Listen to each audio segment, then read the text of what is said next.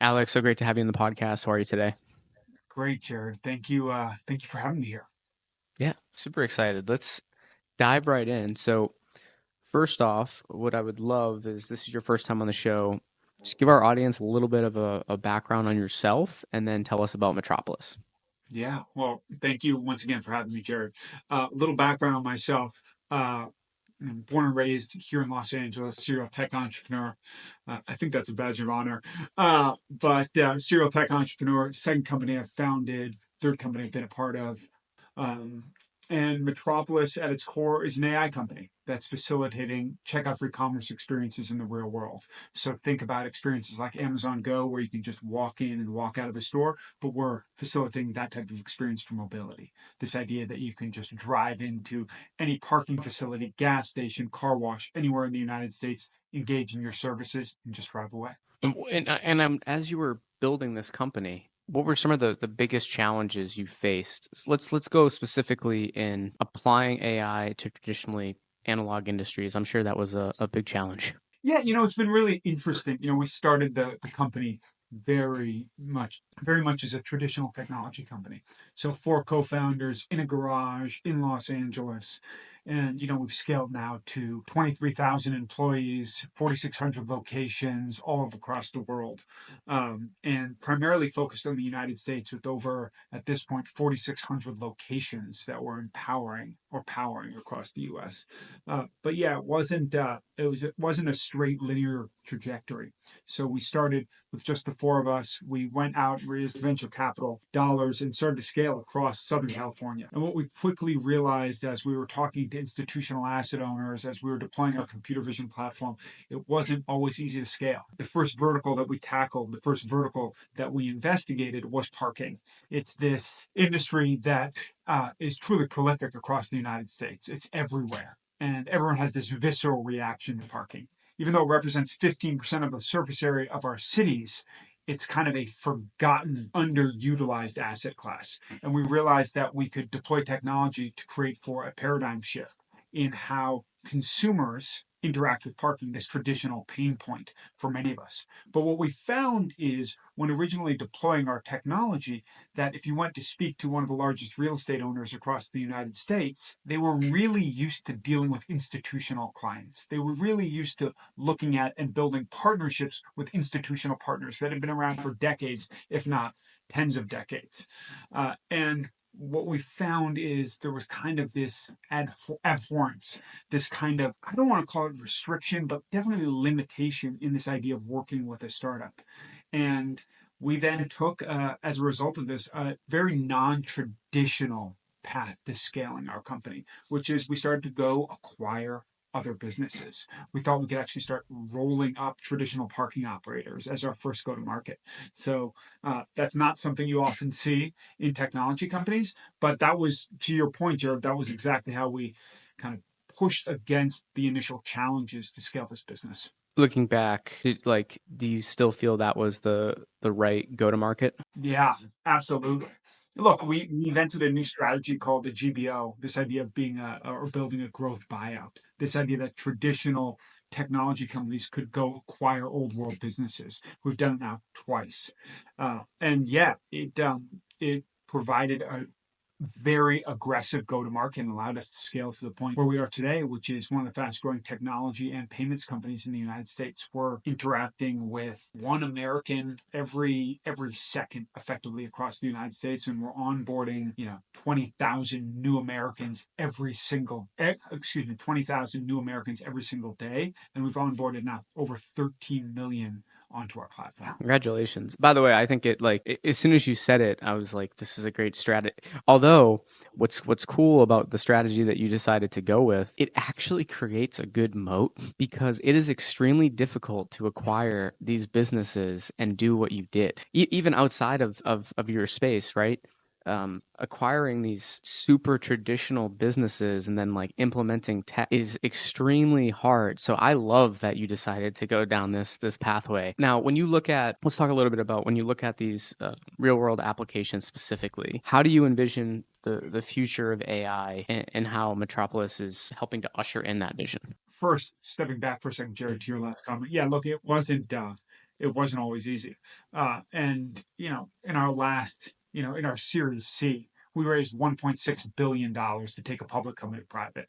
So that's not something you see a lot of startups doing. And look, yeah, was it the right path? Absolutely. Was it challenging? Yeah. You don't see startups raising that level of capital, and you don't see startups taking public companies private.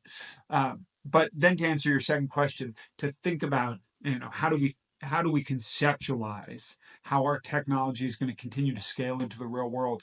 Well, look, we're very bullish on vision, and I don't mean vision in the classical mission, vision, values sense.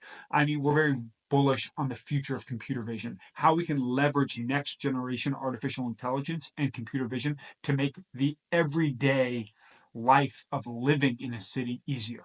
So, namely, how can we leverage computer vision to create checkout free commerce or checkout free payment experiences? This idea that you don't have to take out your wallet, you don't have to take out your phone, you can just engage, you can just shop.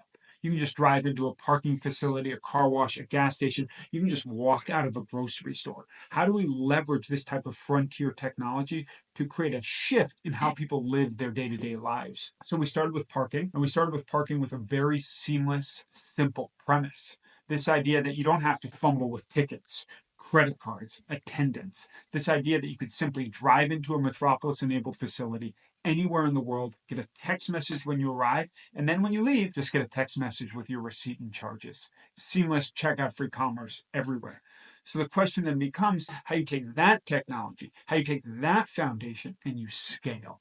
And that's where you're going to start to see us in the very short run in gas stations, in car washes, and then traveling with you. We just announced a very exciting acquisition of an Israeli technology company, and how we can leverage next generation computer vision to actually facilitate that experience everywhere you go, even at the retail counter. Awesome. Yeah, I'm so grateful for companies like yours that are continuing to kind of push forward. It seems like there's so many companies that, as they've expanded, everyone gets stuck in that path of like, I think everyone wants to continue to innovate and do, new things, but it still seems like so many companies fall into that trap. Once they have this success, they start to kind of rest on their laurels and tone back a bit. I love that you're thinking through all these different avenues on how to make these payments seamless as possible. I think everyone can think back to a frustration, whether paying at a store or like you were saying through the parking garages over the years, probably more than one, right? Probably several. When you think about going back to your acquisition strategy, how does that acquisition strategy, how do you envision it extending over to retail? I know you mentioned what you would like to do in this space, but is there anything you can share there? Well, look, I can tell you, Jared, we are a phenomenally acquisitive company. We like M&A. We like acquisitions. I think we're good at it. We spun up, I would qualify it as a best in class, both M&A team and integration management office. So how do we actually integrate and work with these organizations that we acquire?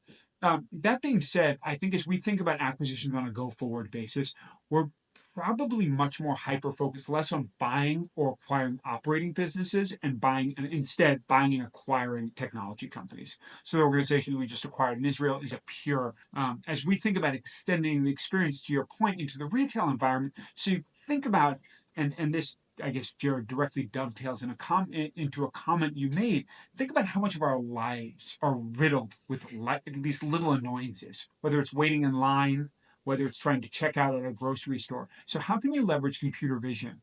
And you think about this seamless functionality that we have with Apple Pay in the palm of our hand, leveraging biometrics. How can you extend that type of functionality, whether you're checking into a hotel, whether you're checking out of a grocery store, or whether you're simply pumping at the gas station or charging your vehicle? How do you extend and leverage best in class computer vision to facilitate that type of seamless experience? How do you extend personalization? How do you think about going into a stadium and not only not having to worry about your parking, because you're provided access seamlessly. But then when you're walking into your stadium, how do you seamlessly provide access? Or better yet, when you're going to get a hot dog with your kids, how do you not wait in lines? How do you seamlessly access those goods and services without pulling out a phone, without pulling out your credit card? So that's exactly what Metropolis is doing. We like to describe ourselves as an AI company for the real world for exactly that purpose. We spend so much of our time thinking about artificial intelligence in the context of generative LLMs. But the question is, those are great, rewarding, phenomenally useful tools. But the question is, how do you extend that functionality into the behaviors and activities that we engage in on a day-to-day basis? I mean, I'm sure there's a lot, but what excites you the most about what's next? And are there any like this is totally fine to say, right? Are there any things that you, I guess, like worry you about where the technology is going that we should need to stay on top of as well? So kind of two-parter there. So, on the excitement side, look, I think we're just scratching the surface. We have a idiom inside Metropolis, and we like to say we're just getting started, and we truly mean that. We've onboarded 13 million Americans. Think about that as credit card, license plate, and phone number on platform. But we're just getting started. We expect that to extend past 25 million and then to 50 million Americans across the United States. As I think about um, the opportunities at hand, I'm hyper focused on this idea of how we also expand our platform, not just domestically, but how we expand the platform internationally. So from parking to other mobility solutions and then into the retail as well as hotel environments. What I would say that I am, Jared, not to use, maybe this is the word you use, but what do I find concerning is look, I think that we have the natural inclination to think about, two components of artificial intelligence, right? One, the immediate value and benefit from an efficiency standpoint. And then we talk about like the dark days, the apocalypse, right? And there's kind of these extremes, but I think the reality is somewhere in between. And I don't think we're going to, are we going to experience a D-Day and some singularity that changes life and humanity as we know it? Look, I leave that to the academics and leave that to the pundits and journalists. But what I will tell you is something that I think we don't talk a lot about is what is going to be the tangible impact on human capital and jobs in the United States tied to the artificial intelligence transformation. And namely, as we think about the future and past tied to industrial revolutions, what I think we often talk about is the repurposing of low level or inexpensive labor. What we don't talk about in industrial revolutions is the repurposing of highly trained and specialized labor, accountants, lawyers, doctors. What happens when you look at a doctor and say, I know you've spent 30 years in your profession, but you no longer have a job because your diagnostic tooling, techniques, skills have been either disenfranchised or replaced through and by artificial intelligence? And I think that's a question that we have to ask. That's something we have to really start to investigate and understand. Throughout your career, what's been a few of the best pieces of advice that you've received that's helped you get to where you are today and build this company to the point it's at? Humbly, Jared, I'm a voracious reader. If you're in my office, you see there's books everywhere. But what's interesting is someone once told me it's critical that you leverage the representative advice in front of you to the zeitgeist, to the times. And what I mean by that is so many people are given advice or insight that they apply to their business or their life that was really relevant for someone else's business, really relevant for someone else's life, and has no relevance to yours. And I think that you need to make sure that you're curtailing the advice, the mentorship, and the ideas to the zeitgeist, to the time, to your model, to your business. Which I think a lot of people don't do. They listen to whether it be a blogger or whether it's something on social media, and they instantly take that success or that advice in that person's very specific use case and they try to apply it to themselves, and it may or may not work. So I think it's really important that we think about the applicability of advice and the applicability of these insights or memes to one's own. Well, what you're saying, like, there's people that have made businesses off of just teaching courses based on something that worked for them, and all these people sign up, right? But that advice might not be, apply for them. So that makes 100% sense. I'm gonna spin it as we wrap up here, too, Alex. What's the worst piece of advice you've ever received? You don't have to say who gave it to you. We won't call them out, but The worst piece of advice. I don't know. The You answer know, can be look, I've had enough and I just don't even want to. look, the thing about being an entrepreneur is you fail so often and so regularly. You walk full speed into a wall. And I think the question is knowing when you're going to just get back up and run into that wall again, because you're going to maintain persistence, optimism, some sense of delusion that it's going to be different this time, that you're actually going to get through the wall. And then also knowing when it's time to give up and run in a different direction. I think there's that balance. I think that fundamentally entrepreneurs are, I don't know, maybe we're a little sick psychologically. We have a natural inclination to forget all of that failure, to learn from the failure, but then to move on. This kind of delusion that all of these failures are going to result in something better, this idea of failing up. So I don't know if there's something that is the worst piece of advice I've ever gotten, but I will tell you it's the same thing that we were just discussing. It's this idea that there is a steadfast rule that's applicable in every situation is just false. It's just not the case. And I think so many people are like, you got to be persistent. You got to know when to lick your wounds and move on. It's like all of these things are like great idioms. They're great metaphors. They're great analogies. But the truth of the matter is, like, it's got to be applicable in that moment, right? And look, I'm a huge advocate of the harder you work, the luckier you get. And I work profoundly hard. I'm up every morning around 4 a.m. and I'm working late into the night. And so are my team members. So I don't know if there's any horrible advice I've received over the years, but I think it's definitely that you have to take advice and then apply it to your own. And you're only doing this because you love it, or you wouldn't be doing it. Yeah. Yeah, yeah, I love building businesses. I love taking ideas from abstraction and bringing it to fruition. You mentioned a few things on this episode, but as we wrap up here, kind of last question for you.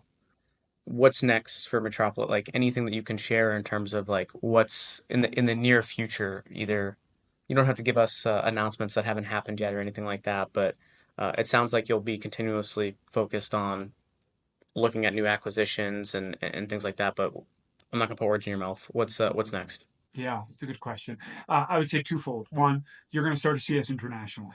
So right now we're all over North America and Canada. You're going to see our operations and ability to pay seamlessly apply globally. That's one. Two, when you think about us in the United States, you think about a profound and prolific network in parking and mobility related assets. What you're going to start to see is you're going to start to see us in quick serve retail. You're going to start to see us in gas stations and charging stations. So you can facilitate that same seamless checkout through commerce experience everywhere you go. Alex, I want to thank you so much for joining me again on the podcast. Look forward to future conversations and hopefully we run into each other at some point soon. Jared, I really appreciate you taking the time. I'm looking forward to it.